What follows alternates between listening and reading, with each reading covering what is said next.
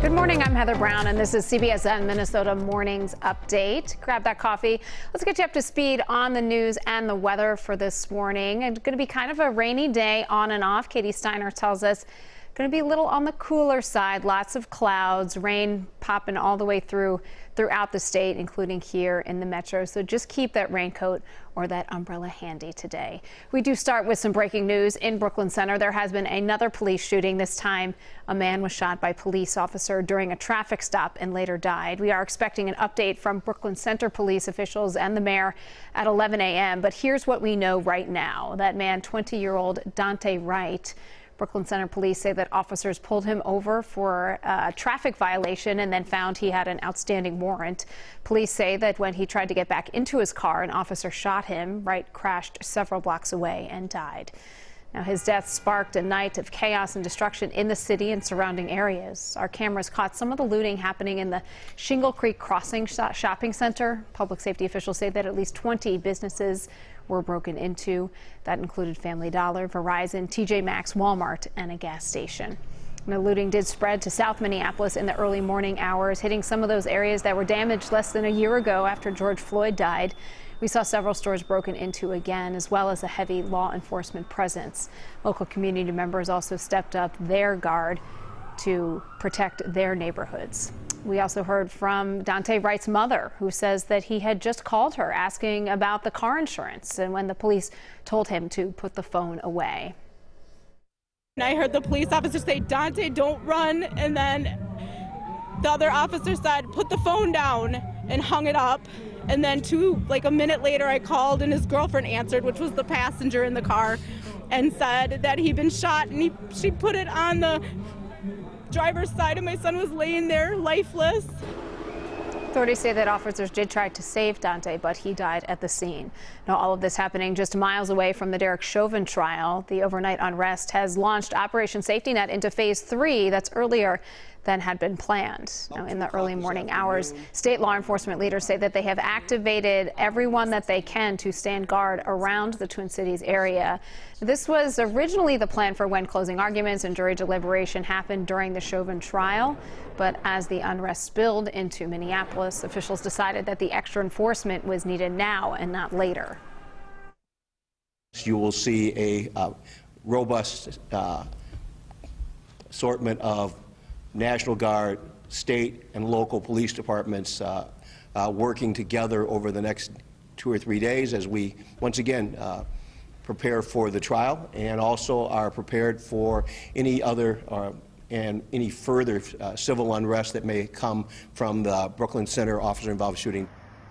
Officials say that the added enforcement will be able to stop further destruction and protect people's right to protest. Now, this shooting comes as the state continues the high-profile trial, as we mentioned, of Derek Chauvin, the former officer who was accused of killing George Floyd. This trial does enter its 3rd week today. Prosecution could rest its case in the coming days. Testimony last week was dominated by expert witnesses who said that Floyd died from a lack of oxygen, not the drugs and heart disease that Chauvin's attorney says are to blame. We do expect perhaps one more day of prosecution evidence today, and then the defense is scheduled to begin its case on Tuesday. Now, this week, America's supply of Johnson & Johnson single-dose vaccine is expected to drop some 86%. A contamination issue at a Baltimore production plant forced about 15 million doses to be thrown out. That was a couple weeks ago. More than 35% of Americans have received at least one vaccine dose. That does include at least 2 million Minnesotans who have gotten at least one dose. But as more people get their shots, we are hearing stories of people's varying reactions to the vaccine. We know it's not uncommon for reactions like a stiff or sore arm, but a few people have also been reported feeling ill or exhausted. Dr. Frank Rame from Allina Health said there are reports of younger people having some small reactions to the shots versus older adults. You're pretty much going to have a reaction after your second dose like you had after your first dose. They are a little more severe than for the average vaccine, but they're almost all gone within a day or two. While more people are getting vaccinated, the number of people getting sick is on the rise. Johns Hopkins University found that over the last 2 weeks, the number of new cases in Minnesota is up 47%. That makes us the 5th highest state for new cases based on population.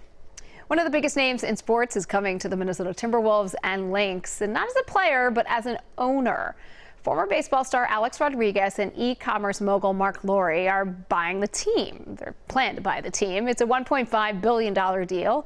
It would also include ownership of the Lynx. You can find out this story on our website. You can read a whole bunch more about some of the fine print there, all of the details. 5 years after Prince's death, his estate has released new music. The album's called Welcome to America. It's made its debut last night on 60 Minutes. And while it was recorded a decade ago, the songs highlight racial inequality and social injustice, which are relevant today. The injustice and equality, Prince knew about that firsthand, you know, growing up as a black man. He knew what that was, and he could write about it and he could sing about it. When you got Breonna Taylor, you got Ahmaud Arbery, you got the George Floyd going on, it's like the movement is happening, and I think that the world is ready to absorb what he's saying on this album. I mean, it's right on time. Prince's estate says that he recorded hundreds of songs that were never released, and they plan to release more of his work when it's appropriate. Prince died in 2016 at age 57 from an overdose. That is your morning update from CBSN Minnesota. We are your only local streaming news source. Find us on any of your devices. You can download the CBS News app. You can also find us at WCCO.com. Until then, thanks for watching. We'll see you back here tomorrow.